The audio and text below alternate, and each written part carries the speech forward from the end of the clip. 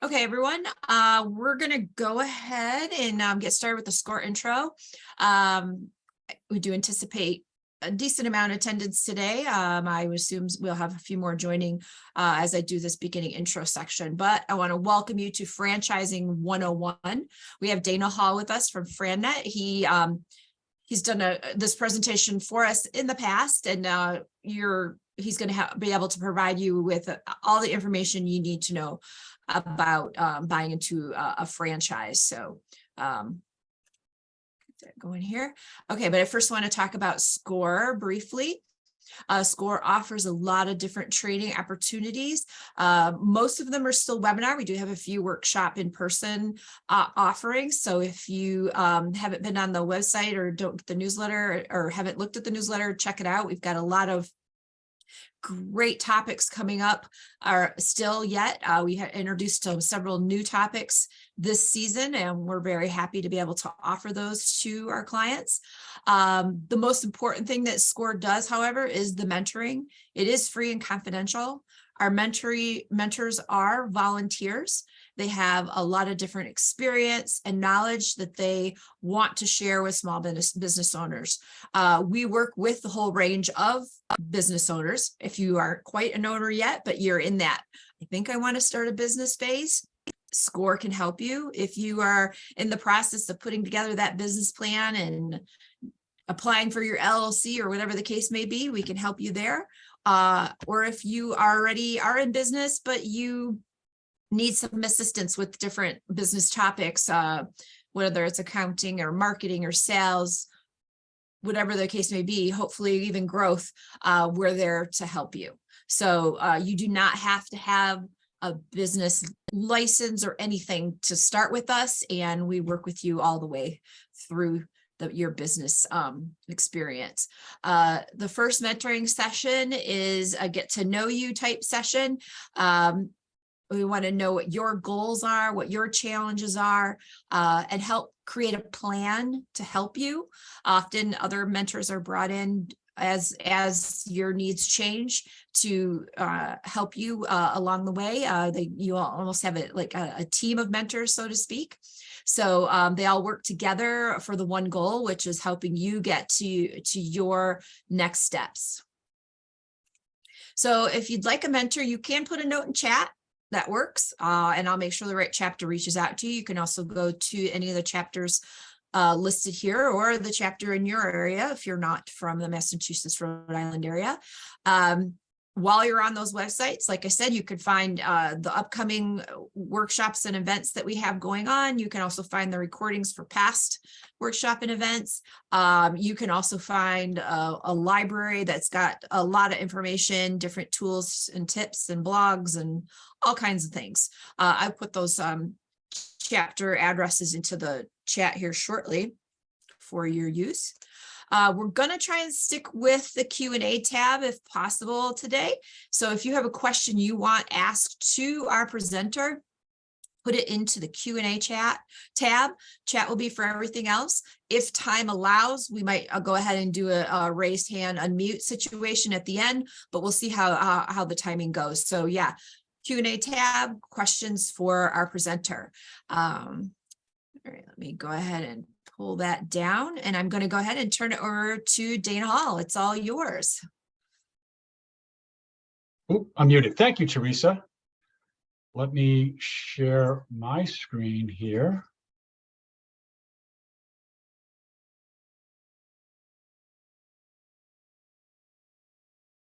Now we're in presenter mode. So thank you. Hey, folks. I appreciate you all showing up and learning a little bit about franchising. Okay, good. Just making sure everybody could hear and see. So thank you again for the introduction, Teresa. We're going to talk a little bit about franchise business ownership this afternoon. Just got to get my screen to advance. There we go. So real quick on who I am, so you know who's presenting to you. My name is Dana Hall. I am a franchise consultant with FranNet, based in Boston, but FranNet has folks across the country. I have almost 25 years now experience in franchising, particularly on the franchisor side. I worked for a few large franchise companies in Wendy's and Panera Bread in a number of capacities. I was in corporate finance. I did a fair amount of strategic work for those companies. I did a fair amount of also local store marketing. So I've got a wide background, both in fields that I've worked in, but also on both sides of franchising. So I think I got a pretty good understanding of the space. And who is FranNet, real quick? 35-year franchise consulting firm. As I mentioned, we have several folks across the country in various markets. One of the things we're most proud of is our partnership with SCORE and the Small Business Development Centers. I can't say enough about SCORE. The mentors, these folks are executives that have a tremendous amount of experience across a whole host of different categories and competencies. And most of it is free. It's a hidden gem. I can't recommend them enough. Several of my clients have used them initially as I'm working with them, and then as they've got into business in the years out. So remember that SCORE is just a tremendous asset, and it's there for your use. We work with a couple hundred very top quality franchisors that we present to clients. And we do have some great funding partners as well that I'll talk about in a little bit. And so what specifically do we do? For those interested in business ownership, particularly in a franchise model, we provide education. We provide a very detailed profile of yourself as a potential business owner. We educate, we guide, we counsel, we offer choices, and we help through the due diligence process in potentially buying and investing in a franchise model. We do not sell franchises. We're here to help buy them. And all this is done at no cost to you. We work on a contingent basis, much like an executive recruiter might in the corporate world. The franchise company would ultimately pay me a commission should somebody invest. So there's no obligation, no cost to a client. So that's how we operate. So today, it'll be less than an hour, but we want to touch on, initially, from our experience, what are the backgrounds, what are the reasons, what are the whys, why business ownership? We're going to talk a little bit about your options. We're going to debunk some myths. We're going to talk about some of the major steps for identifying, if you're interested, the best option for you. And part of that is building this business model. And we'll touch on a couple other topics along the way. So this is from 30 years. I haven't been doing it for 30 years. I'm been doing this for 5, but my firm has been doing it for over 30 years. And time again, we come back to these core reasons that people ultimately choose to at least consider it. So what is it for you? Success formula is different for everybody. But again, time and again, these are the major reasons that clients, we hear these stories over and over. They want control over their either finances or their time or both. Many people come to us because they've been laid off multiple times. They want flexibility in their life. They want more independence. So again, it's a little bit of probably all of this, and everybody's got a different calculus as to the whys. But if you're feeling any of this, or you recognize any of this in yourself, does any of this resonates? It's very common. These are the reasons we see people considering this. So that said, what are the options? So you can certainly build something on your own, in your own mind's eye, from scratch. There's a very active and thriving resale, what I call resale market, to buy an existing business. And then there's potentially buying and investing in a franchise model. So let's talk a little bit about the yin and the yang, and the good and the bad. And just some things to think about. These are not exhaustive lists, but when you're thinking about your different options, these are some of the things to consider. On the advantage side for building something from the ground up, you have total control. You're the owner. You're the boss. You make all the decisions. Great for creative people, people that have something already in their head that they want to do. Certainly, there are no rules other than anything that's legal. making sure that you're following that, obviously. Certainly the largest upside is you're not sharing it with anything. And, if there's something that you're really passionate about, it can come from there. A couple of the disadvantages, and I joke sometimes that these can be some of the advantages as well, because with all that control and room for creativity and no rules, it is sort of all on you, right? You've got to create all the systems, the processes, and everything that goes into running a business on a day-to-day basis. There are limited financial options because the days of sort of just having a business plan and getting a bank loan is pretty difficult. That's not something that generally happens nowadays. Certainly be a slow ramp up. There's going to be some trial and error. You're going to make some mistakes, learn from them, iterate. So there is a little bit of a slower time frame to get up and running and hopefully breaking even and then on to profitability. And relatively speaking, there's probably a higher failure rate with something that you're building on your own from the ground up. Again, not an exhaustive list, but just some things to think about as you're comparing your different options. How about buying an existing business? So your advantages here, and I'll preface a lot of these with a good business, a quality business, a business that's functioning in a good manner, not poorly. It should have cash flow. It should have goodwill with clients, customers, and hopefully employees for that matter.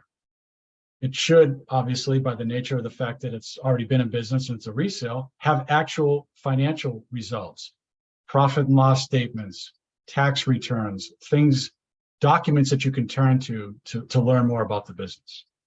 It is attractive to lenders because of those reasons, because there's a track record. If you're a bank or a lender, you want to see what the history is of the business. Hopefully there's a market established with customers, potentially employees.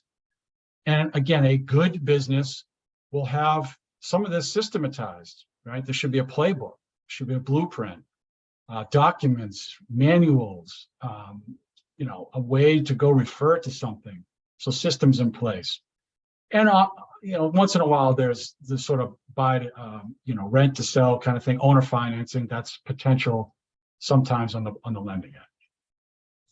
Once again, disadvantages can be the flip side of the advantages. In a poor business, you got to be careful, obviously, of doing diligence. Is it cash flow positive? Is there a good reputation for the business? Do employees like being there? Are there employees? Will they stay on?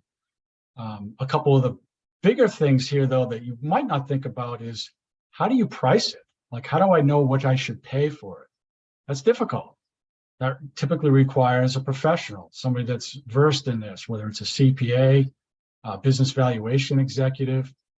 Those types of folks should be considered, and you should retain those folks if you get to a serious consideration of a particular business, because you want to ensure you're not overpaying. And then what are the seller motives? Why is somebody selling this? And I would posit that there's only a few really decent reasons for that. Somebody's retiring. You see that fairly often. Is somebody moving geographically and the business can't move with it? Legitimate reason. Unfortunately, I've seen situations where there's a health issue with the owner and they can no longer operate the business. And then you do have people that are really good at starting businesses, growing them, but either they're not so much skilled at maintaining and operating them over a long period of time, or they get bored. They're serial entrepreneurs. They just get bored. So they start businesses, they sell them. They start and they sell them. Those are good reasons. If it's not one of those, I would, ask yourself, why is somebody selling this business? Is it distressed? Is there something wrong? Just have your antenna up for that. And then the third major option would be buying into investing in a franchise business. Your advantages here often are there's name recognition, there's intellectual property like license and trademark, things that are protected. That's an asset, that's an advantage. A good franchise business should obviously have a proven business system, a blueprint, a well thought out and well documented model of success. One of the bigger areas for this is training and support. I get into this business and you buy into it, and day one, you're like, okay, now this franchisor, who is the parent company, should be providing tremendous training and support to their franchisees, the owner, the investor. And that support can come in a variety of ways: operational, understanding the finances, marketing support's a huge one, and certainly the training. So those are very big areas of support and areas of research you should do around how they support you. Relatively lower failure rate. It's going to cost on a relative basis less because you're not making the mistakes along the way, and it's a shorter ramp up time because of all the systems and the ability to tap into that. Great financing options because they're known entities. And then these last two, disclosure, which we'll talk about later, the ability to research through a franchise disclosure document. And you have other franchisees, other folks doing the exact same thing that you can draw on, ask questions of, and work and collaborate with. So those are all advantages. Flip side, there's not a franchise for everything. So there may be some industries, some areas that you have experience or interest in that there isn't a franchise for. They tend to have very structured operating systems. By its very nature, there's a blueprint. So the expectation is, hey, we've had success doing this. Our franchisees should follow it. So that doesn't appeal to some people to be sort of put in a box. There can be territory restrictions. That can be a positive if it's protecting you in a particular area or a particular square mile. So it's your viewpoint there. Some view it protective, some view it as restrictive, but just be aware that you are going to operate within a territory. You can't operate outside of that. You have to sell their products and services. And for all the stuff on the left, the advantages, there's ongoing royalty payments for that. So there's a trade-off. You're going to pay the franchisee on an ongoing basis for all of what you bought into. So some view that as a disadvantage. So just some things to think about. I don't think we have any questions yet. Okay. So I'll move on. It's my screen advances. Okay. So one of the common questions I get given all that is, like the first slide, why not just do it myself? And I just like to always point out, certainly, a lot of people have done it, but these are some of the other things to consider. I've had clients that say, well, a sign company wants to prevent me from, getting the equipment, finding a space and opening a sign company. Nothing. But these are some of the things you need to think about day one that may not think of. Do you know your target? Do you know how to find them? Do you know how to price your product? You need to have a website. Nowadays, everybody needs one. Do you know how to design that? Do you know who to hire for that? You're going to have suppliers. Do you know how to manage those suppliers? Do you know how to document for your employees? So I'm not going to read all these, but oftentimes it's franchise is considered something. Well, why would I need to do that? And if you're able to do all these things, fine. But these are the types of questions that get answered through being an investor in a franchisee in a franchise system. You're going to help with all these things. So we're talking about franchising. What exactly is it? So it's very simply in our world. If you're talking about sports or movies, you hear those terms. A franchise, in the sports world, or a franchise. If you're talking like a Star Wars, where there's also not just the movies, there's all sorts of merchandise. But for our purposes, it's a license to use a series of names, trademarks, business systems, products.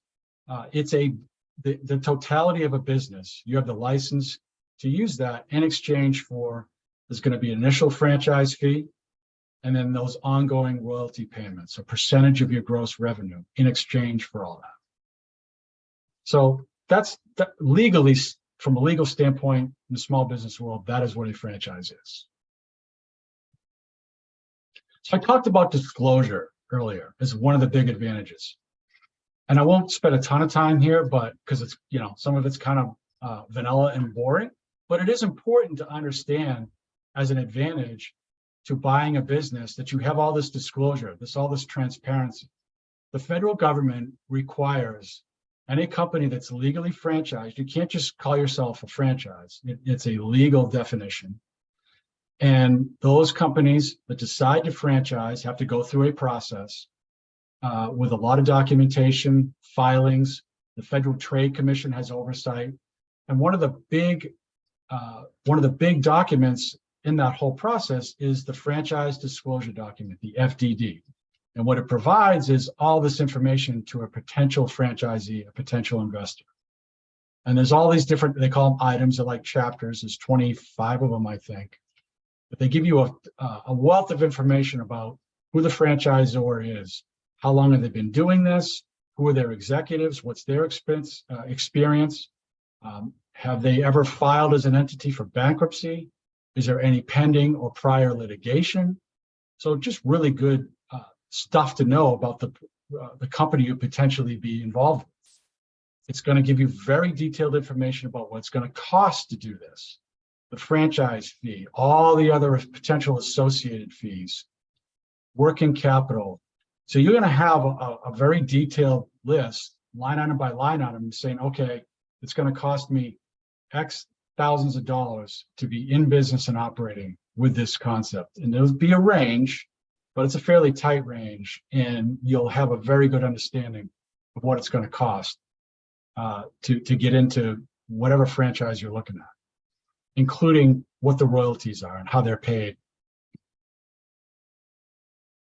It's going to talk about territory. How do they define territory? They're going to have potentially an earnings claim about what the revenue and expenses are. But the real big thing here is you're going to have the ability to talk to other franchisees. This is called validation. Within this document, there's a list of every current and past franchisee with their contact information.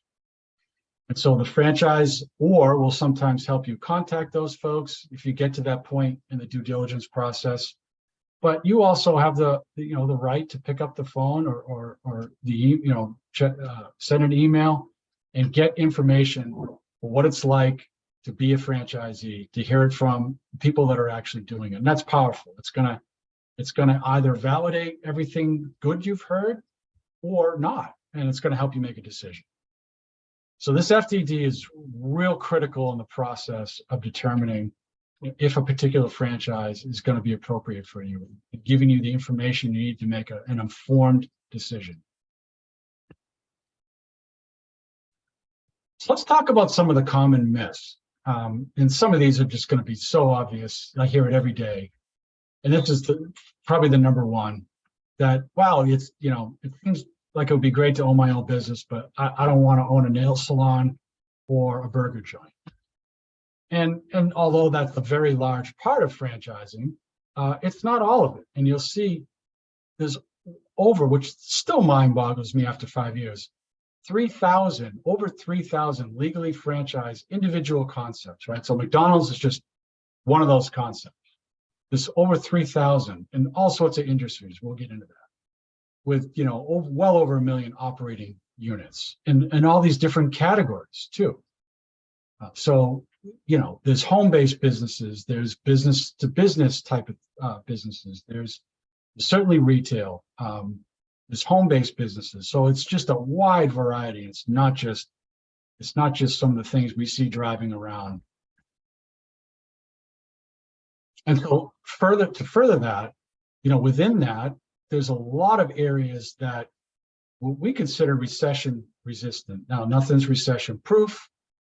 There's always business cycles with anything. But if you consider some of these, really regardless of the external climate, people always need to get their hair cut. People are going to need to get their car fixed. If, God forbid, there's damage to a home because of a water or a fire issue, you're going to need to obviously have that repaired and mitigated. If you think about businesses, they're always going to need their website maintained and improved. You're always going to need to staff your business. businesses are always willing to spend on coaching to improve their business. And if you think about demographics and the power of some of what's going on in folks that are aging, there's always going to be a need, or at least the next 30 or 40 years, for services for seniors, or to modify the home for them, or even cleaning services if you're a business. So there's a lot of areas, and this is just a further example of the different categories, but also just a handful of those that might be a little less resistant to when things take a downturn in the general economy. We all want to be proud of what we do in the product, but to think that the success of any category or any one concept is all and only because of the product, not everybody can be the best. And so we look at, and we pick on McDonald's a little bit here because it's functional, it's middle of the road product, but it fills a need. It's not the best product, but it doesn't have to be for on the go and trying to get something quick. They do it very, very well. So it's not always just the best product. Not everything has to be top of the line in order for the business to be successful. So why are they so successful? Well, it's because of that consistency, but it's also the robust and very specific system that they've created. They're masters in all of these areas, and they're able to take it, do it once well, and repeat it 13,000 times. And that's the power of franchising, the ability to systematize things and to duplicate and replicate. And so the systems, in addition to a functional product, is really what makes a franchise successful, not just having the best, absolute best product all the time. Franchising is not particularly innovative in a lot of ways. There's not inventors in the franchise space. So, frankly, competition in a market is actually a good thing. That's why you see so many different concepts. You're like, man, there's so many of these mosquito killing concepts, or landscapers, or think of any service, and you're like, wow, how do they all survive? Well, first of all, that means there's a huge market for what it is they do, and then they're really good at being able to replicate and to consolidate and to deliver a product that maybe an unsophisticated one-off company can't. So when I worked for Wendy's for a number of years, one of the things when we decided where to put one, the initial thought would be, well, okay, you don't want to be anywhere near, the competition. But counterintuitively, you actually do, because that's where the trade area is. That's where the people are. That's where the traffic patterns are. And so you want to be where the market is. And no company out there has 100% market share for whatever it is they do. You just need to get your portion of it, do a good job in that one location, and if you're in the right spot, the business will be there. That they're expensive. You got to have $1 million. You got to be wealthy to begin with, and it's all relative what people consider expensive. But the idea that every franchise is $1 million investment could not be further from the truth. So you see here on the right side, call it half of the companies, at least that we work with, are under $250,000 total all-in investment. Then you've got the other half that you go from $500,000 on up, and these are typically going to be things that are what we call bricks and mortar, right? Location based. You've got a big building. You've probably got inventory in that building or equipment. Those are the concepts that get very expensive. But again, that's only half of probably even less than half of the companies that we work with.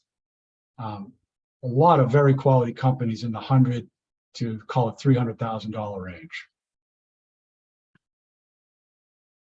And so if somebody's considering it, do I need to have all that $100,000 to $300,000 in a bank account? Absolutely not. You're certainly going to need what we call some liquid investment. 25 to 30% would have to be out of pocket. You need to figure out a way to fund that essentially in cash. But there are a variety of options on the financing end to round out that 100% investment. So it's not all out of pocket, but there will need to be a liquid component, a cash component to it. And so from a funding standpoint, where will that come from? And some of these are obviously well known and obvious. The rich uncle is my joke there. That's always great. Certainly should be some personal savings. When these companies go to look at potential franchisees, they're going to look at net worth, and they're going to look at what they have readily available. And it varies depending on the company, but those are obviously really important components. But other areas to fund it, home equity lines of credit. I've had a couple clients do that. I've had a couple clients use this, what's called securities-backed line of credit or portfolio loan, which is just if you had stocks and bonds that weren't in a retirement type fund that were taxable, you don't need to sell those in order to utilize the equity from it. You could take a loan against the value of it and not actually sell the products. So that's an option. Like we talked about earlier, seller financing. The one big one that most people don't know, I never knew about this, is the last bullet here. It's a program, it's IRS approved. It's called Rollover for Business Startup. The acronym is ROBS. And what it allows you to do is take a portion of any defined contribution program, a 401k, an IRA. My wife is a teacher, so the IRS code for that is 403B. It's all the same. You put money into it. It's a retirement account. You can't touch it until you're 59 and a half, unless you want to incur a 10% penalty and whatever tax you would owe on that. If you use that money, part of that 401k IRA money, to fund a business, the Rollover for Business Startup program allows you to do that tax and penalty free. So the government has allowed people to invest in a business without incurring that penalty and without incurring related taxes on it. And the reason they do that is because they want business to start. They want to seed business. They want to encourage people to start a business, because then those businesses will ultimately pay taxes and they're going to create jobs from that. So it's a little known program. Roughly half of my clients have probably utilized that for a portion of their funding. It's a very good option for those comfortable with it and for those that it makes sense. And these are some of the 3 companies that we directly work with on that program. I would talk to you about that later. If there's a variety of other options, small business administration loans, and we could talk about funding in more detail. Another common myth that the more I invest, the more I make. And that would be great if it was that sort of linear and obvious. But unfortunately, very expensive restaurant concepts fail. And on the flip side, very inexpensive service businesses like a residential cleaning business, which is, and that whole spectrum of, I said 100 to 300,000 or 400,000 is on the lower end of that. They can be very lucrative if you build a business and get a lot of clients without a huge investment. So, this idea that the more I invest, the more I can expect to make, it'll be part of your due diligence process, but don't automatically assume that it's that linear. There isn't a correlation to it. It's really about the individual business itself and how you operate that ultimately determines success and profitability. This is probably my second favorite behind that it's all fast food and retail, is that, you have to be a barber to own Great Clips, which is a men's, very low cost haircut concept. Or I have to be a mechanic to own a Meineke, which is the people that fix your brakes. Not anything could be further from the truth there as well. They're not looking for people to have the specific skill as an owner of whatever that business might do. What they're looking for in franchisors is the mini executive, people that have transferable skills from their past, whether it's corporate America or otherwise, that they can apply to this business, and people that are willing to use their system. They're going to follow their system. So if you have experience in hiring people, training people, if you have experience in managing people, you have experience in managing a profit and loss statement, balance sheet, the financials, if you're a great marketer, if you have sales skills, all these transferable skills, those are the things that franchisors want in a potential franchisee. They're going to teach you the specifics, the skill sets of the day-to-day stuff, and then you're going to hire people to do that. They're looking for business people. They're not looking for individual technical expertise. Again, the owner of Great Clips is not cutting here. So what are the couple of different general models that a franchise business would take? So there's two very large ones, and there's a gray area in between. So the first is, these are going to kind of be obvious, owner operator. You are there in one capacity or another every day. You're working on the business on a daily basis. This is your full-time effort. And so it's not going to be people at the front desk of a sign company, greeting everybody that comes in. They may be out selling. They may be out looking for strategic partners. They may be hiring people.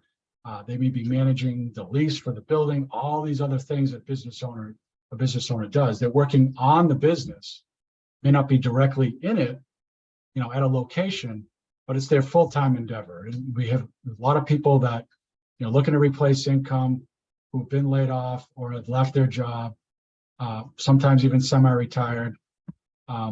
That's the kind of person that's going to put their full effort in that would work best in this kind of model.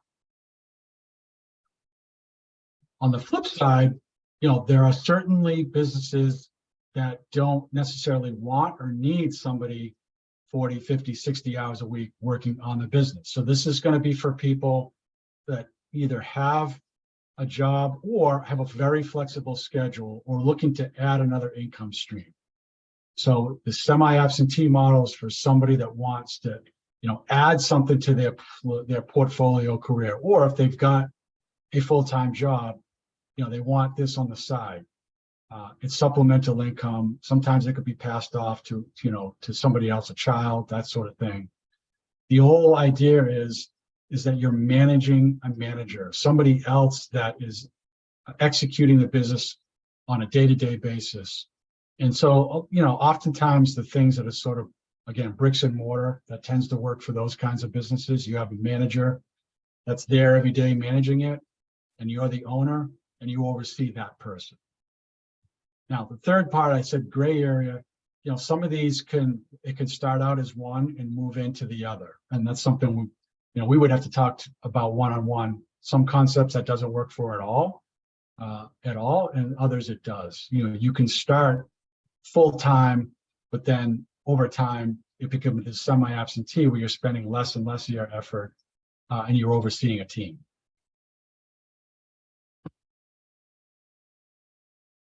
So I never used to do this, but I've had several people in the past say, well, give me examples, like, who are the type of people that are doing this? Is this like me? And so this is just a handful of folks that I've worked with, and they come from all walks of life. I had a bank manager that bought this dumpster business. There was somebody that's a school administrator, bought a tutoring business. I've had some husband and wife teams that had varied backgrounds that purchased different types of business. One a fitness, one was an estate sale business, the other was a sign business. So the point of this was all just saying that there's a variety of people in terms of their makeup, their backgrounds, what they've done in the past, what their experience is, that have bought franchises through me, and they're in a wide variety of different industries. So there's not any one, only this type of person does it. And I just like people to get a sense of, this can come from any number of walks of life, from executive level to just management level to anybody that has a skill set and has enough of the investment to start it could potentially be a good franchisee. And the key thing to realize with that is, this is a saying that we use very often. that's an advantage of franchising, is that you're in business for yourself. This is your business. You have to show up every day. There's a fair amount of grit required. The franchisor is not going to do it for you. You're a business owner, and it's, like any other business, it could be hard. There's ups and downs, but you're not by yourself. You do have the support of a good franchisor, and you have other franchisees that, again, you could be peers with and you can draw on, and you can collaborate with. Okay, so if you're considering it, what do I go from here? Just 3 or 4 steps. And I always start with, in your head, in your mind's eye, however you want to term it, you got to separate what the business does from what you do. I worked for Panera Bread for a number of years. I was in corporate finance. I never ran a location. I certainly worked in the stores a bunch of times. But what I always stress and what I was fascinated by was the people that baked. Bakers in general are certainly love what they do. They're passionate about baking. They love getting their hands in the dough, the process. They really love what they do in that regard. And so the natural thing is to say, oh, it'd be great if I owned my own bakery. Well, once you do that, you better make sure you understand who's going to hire people, who's going to manage them, who's going to train them, who's going to deal with the financials, who's going to order the food, who's going to check it in. All these other things that an owner does. And the last thing you want is to think, if I own a bakery, I get to bake, when you're actually being an owner and doing anything but baking. You can certainly own a bakery and be the baker, as long as you understand that somebody else needs to do all those other tasks of owning and running a business. So the first and most important thing is understanding what the business does and what you as the owner will do in it. Step number 1. Step 2, what is important to me about this business? Is there something in my past that I'm trying to fulfill? Is there something other thing that I needed to provide? So what is this business going to do? I mean, obviously, you would need income, but I've actually had people come and say it's not the number one thing. I made a lot of money for years doing this or that. I really want to be able to give back to the town I live in. I never had community involvement. Or look, I traveled a ton, so I didn't have time for my family because I was always on a plane or in a hotel. Or I'm sick of taking orders from somebody else. Whatever it is, right? These things here, take a self-evaluation. Get the legal pad out and make a checklist of things that are important to you about what this business is going to need to provide, at least in part, and what it cannot, right? So what's important to you? What are those things that it's going to need to, in some way, fulfill? Then you got to look at that and say, okay, what types of businesses would I be good at operating? Again, a different self-evaluation, a different checklist, but just as important, what are the things I'm good at and what do I want to do? Had a number of people that are great in sales, and there's a lot of franchise concepts that somebody with a sales background would excel in. But when I start showing it to them, and I've learned this, they don't want to do that. So it's what are my skills? What am I really good at? What do I excel at? But also for the next 10 years or whatever, what do I want to do? So make a list of those things, whether it's sales and marketing, whether you're just really good at keeping a client or a customer happy.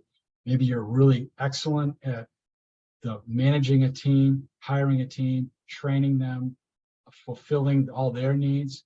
Or maybe you're just really good at logistics in an operation and managing a process. Whatever those skills are, make an assessment, because some businesses require a couple of these buckets and not so much the other two, and vice versa. So what are you good at and what do you want to do? And then the final piece of it is, okay, I'm going to be going to this place, whether it's your home office or a location. What do I want that to look like? Do I like managing a team of 4 or 40? Do I like the business environment to be a polo shirt or a suit? Do I want to manage one location or one territory, or do I want an empire? Do I want a repeat customer, or is it better to just, fix a roof and you won't see that person for 20 years? Do you want a product, a physical product, or do you like performing a service for whatever client that is? These are all very specific sort of logistic types of things, but when you put them all together, it's what does the business do? Where am I going? How does it operate? What is my day to day? And what do I want that to look like? Because this is going to be your business. So it's going to be something you want to do, you're comfortable with, and that you look forward to going to and doing every day. So it's what does the business do versus what I do in it? What are my transferable skills? And what do I want this business to look like on a day-to-day basis? So those are the things to consider. I know it's kind of an abrupt end, but I wanted to keep on time and have the opportunity for questions if there were any. I think there's one that I see. Yeah, we got a couple questions, and I just want to go ahead and say that if anyone wants to do the raised hand icon, I can allow you to unmute to ask a question if you don't want to type it in. So yeah, there's one in Q&A and there's one in chat. So the first one that was posted in chat is, hi, I'm curious, is there existing franchises in financial management as a business service to corporate clients? So the short answer is yes. There could be specifics in there. So I would tell you that there's a couple of very good concepts that we work with that have a couple different revenue streams. So business coaching is a pretty wide, so it can have a wide variety of things, right?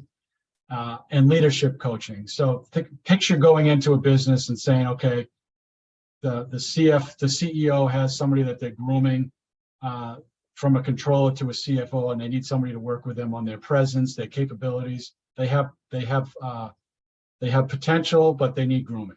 That's sort of leadership training. That's very one-on-one.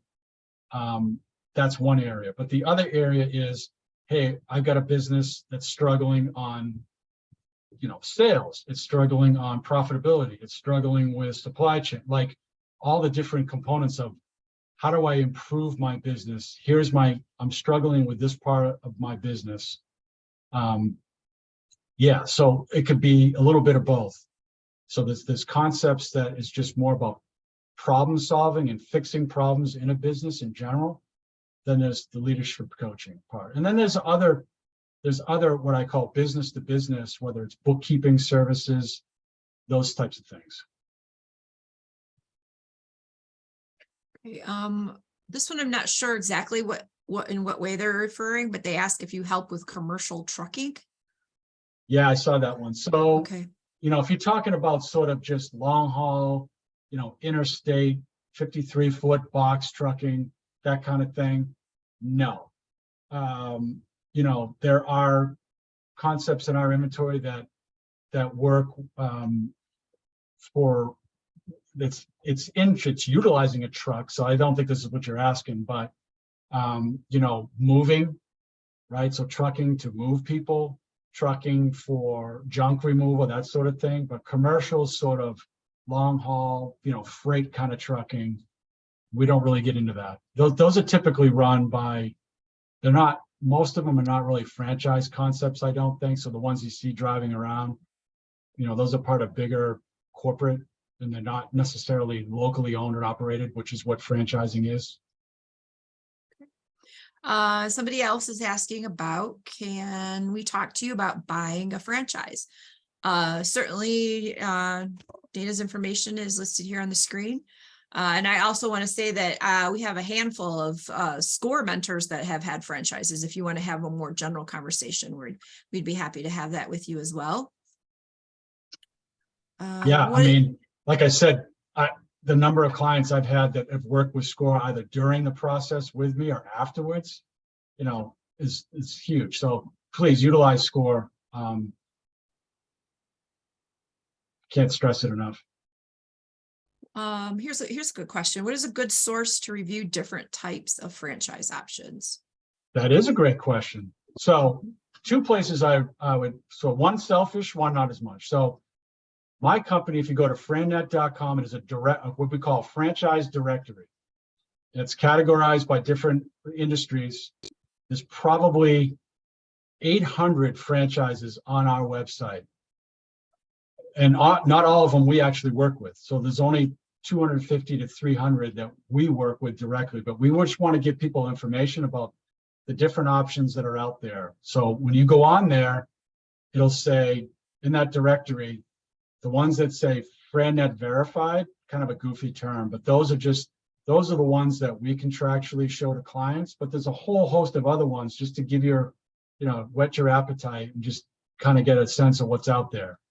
So that's, again, frannet.com. The other place is the International Franchise Association is a huge sort of governing body of franchising. They provide a ton of resources, information, education. Their website is ifa.org.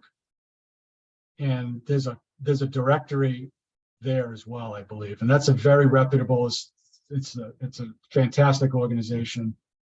They do a lot, again, in the education space. You can learn a lot about franchising on that website, but you can also see a list of a lot of different companies there as well. What is the % initial investment for buying a franchise? And I think the same person also asked to be unmuted. So I'm going to go ahead and unmute that. Sure. So you can hit unmute and ask that question if you'd like. Hi, thank you so much for allowing me to question here. Sure. I am very serious about looking for a franchise opportunity, and I just want to get some idea of what are the general percentage requirement for purchase a franchise. So when you say percent, so I'll give you a range. What I would call service business tends to be some of the more affordable ones. So think about, when I say service, there's a bunch of different services, but just by way of example, something like Molly Maids. If you've ever heard of Molly Maids, right? Residential cleaning business. People that come in and clean your home. Not a lot of inventory, not a lot of moving parts. There's not a building, those types of businesses. And that could be, again, to give you another example, whether it was mosquito killing concept, that's a service business for your home. Their investment is generally in the 100 to 150,000 range. That would be all in. That would be, to get you operating, pay the franchise fee. There's working capital there, whatever equipment you would initially need, the training you would initially need, all of that. That's on the low end of the investment scale, so to speak. And typically you would need somewhere between 25 and 30% of that total investment that you would need right out of pocket cash, right? You couldn't get financing for 100% of a franchise investment. So much like if you were to buy a home, you need a down payment, right? And so it's very similar to that.